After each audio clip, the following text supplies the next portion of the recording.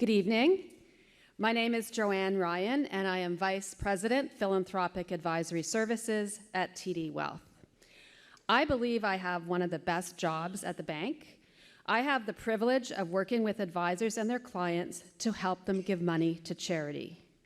I have the honor of guiding families along their philanthropic journeys.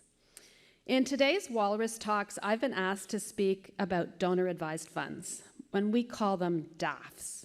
I was thrilled to be assigned this topic, as they're the fastest growing giving vehicle in Canada. I saw the success of DAFs in the US, and in 2003, I went out on a mission to find a bank to be the first to market in Canada with a DAF. Thankfully, TD was up for the challenge. 20 years later, 1.3 billion of contributions and over 700 million paid to charities.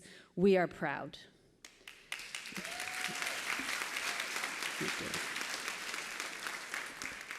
Many people think you have to be Melinda Gates, Warren Buffett, Mackenzie Scott, who I totally admire, to be a philanthropist.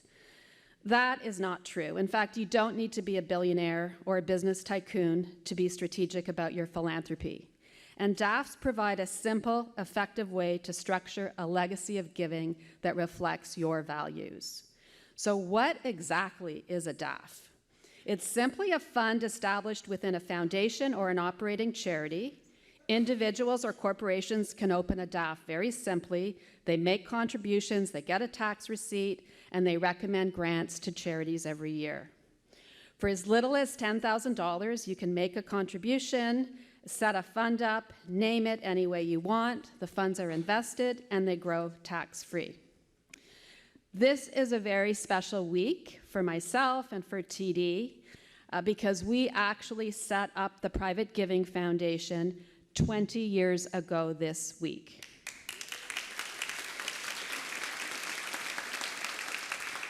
However, financial institutions were not the first ones to establish DAFs. Community foundations have been. In fact, Winnipeg Foundation is the oldest community foundation in Canada, and it was established in 1921. But DAFs provide a very tax-efficient way to establish a charitable legacy, and they really no administration involved or any of the governance associated with running a foundation.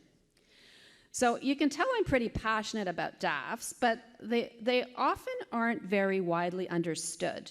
And there's a lot of misinformation that has led to some confusion. And I'd like to fix that this evening. So some people actually think that DAFs are used for tax evasion. So we know tax is not the #1 reason why people give to charity. They give because they want to support their community, they want to help people, and there are causes that have affected them and their families.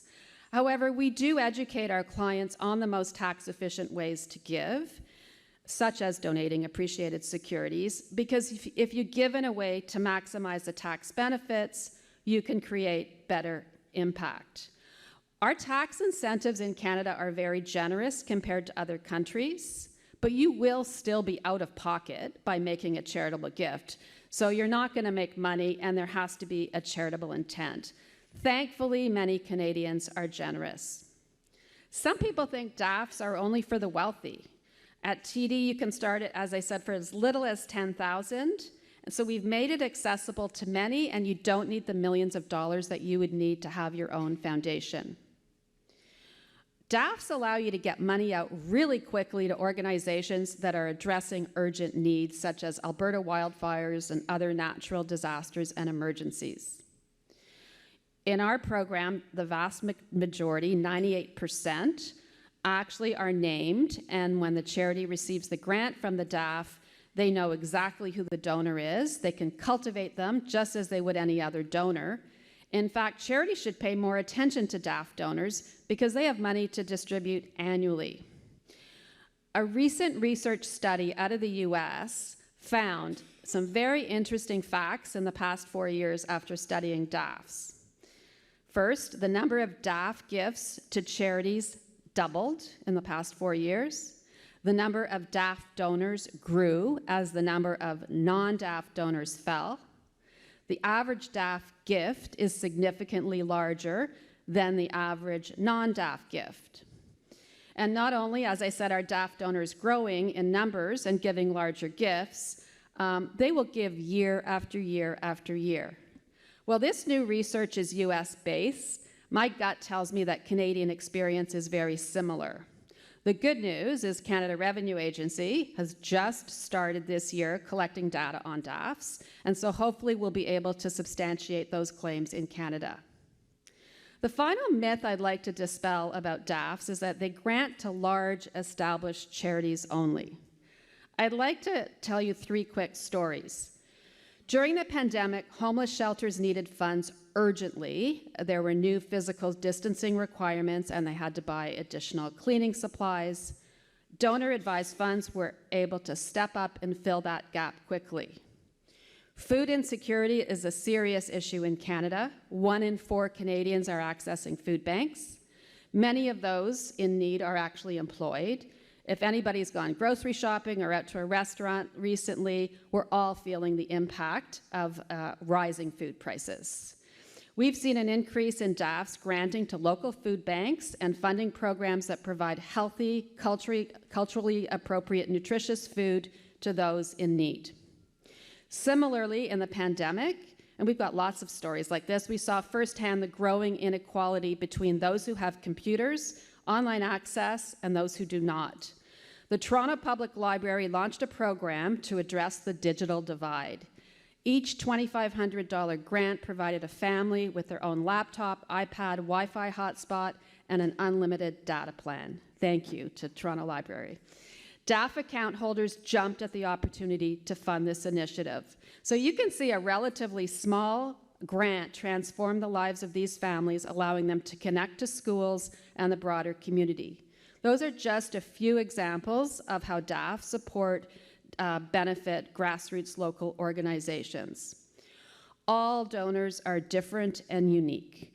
Having a variety of giving options will increase the number of donors, and of course, additional funds will result in flowing to the charitable sector. In summary, if you're a donor, please spend some time learning about the various giving vehicles, including DAFs. We also encourage you to develop a philanthropic plan that reflects your values. Your financial advisor, your local community foundation, charities, philanthropic advisors can all help. For charities, please embrace DAFs as another source of revenue. It's an option that's growing rapidly, and as the research suggests, DAF donors are very loyal and committed in their strategic approach to philanthropy. For those that have joined us in person this evening, we invite you to visit the TD table at the reception and celebrate our milestone 20-year anniversary.